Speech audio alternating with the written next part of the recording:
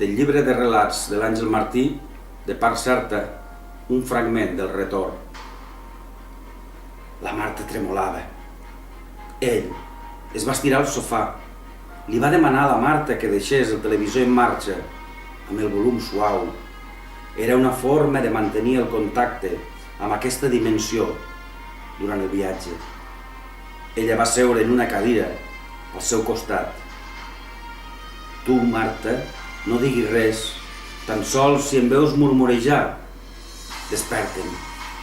El Marc va tancar els ulls, sentia de fons les veus indeterminades del televisor.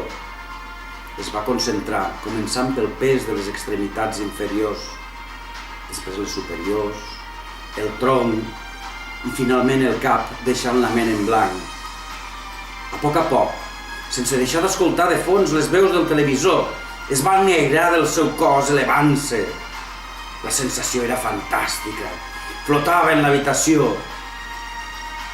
Va pujar fins al sostre i de dalt va veure el seu cos estirat al sofà dormint plàcidament.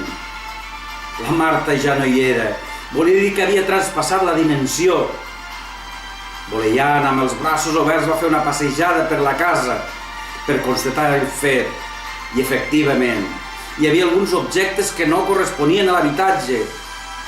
Aquell fet corroborava que finalment estava ja a l'altra dimensió.